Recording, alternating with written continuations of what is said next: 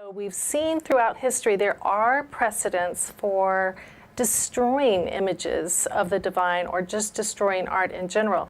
Maybe one of the most famous examples of iconoclasm, or the destruction of images, and especially religious images, is a huge controversy that gripped the Byzantine world for 100 years. And this was in the 8th and 9th centuries, where Leo III saw Christians worshiping images of saints and of the Virgin Mary and of Christ. And he decided he was going to rid the Christian world of idolatry. So there ensued the destruction of religious imagery throughout churches.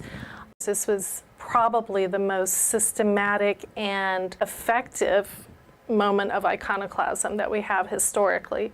We also just see it even in the Bible, in the Old Testament, the Hebrew Bible. There are stories about King Hezekiah destroying the idols that had been set up in the Temple of Solomon in Jerusalem. So again, idol smashing, even in the biblical texts.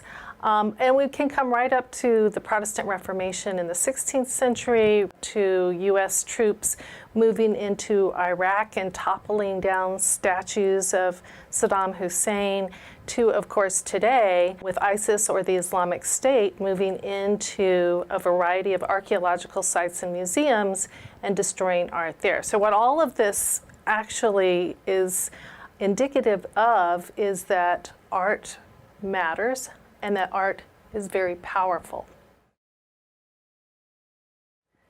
These images and these objects are the cultural history, not only of, say, Iraq and Syria, but of the world. This really is, these objects are part of human history. There are four main places. First, the museum in Mosul, which is the second largest museum in Iraq. So there has been very well documented by their own hand the destruction of images and of statues and history, basically, within the museum. Then there was the ancient city of Nineveh, which was the capital of the ancient Assyrian world. Nimrud, as well, is another archaeological site that was destroyed. And 2 days later, an ancient Roman site by the name of Hatra.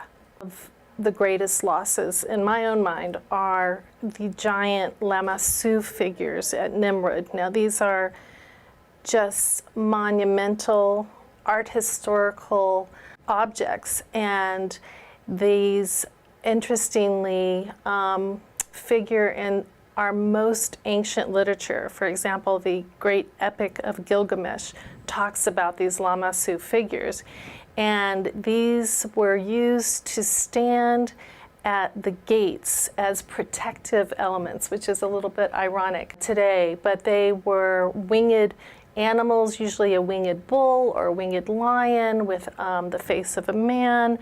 And these are not replaceable, and these are in the site, and they have been systematically destroyed.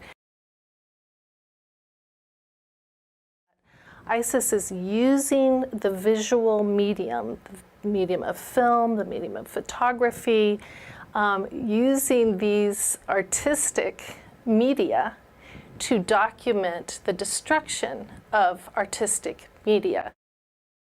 One of the things, of course, is that they are basing this on a theological platform of monotheism, and that is to say that even if people are not venerating these objects today, they once did have that kind of power and they need to be destroyed.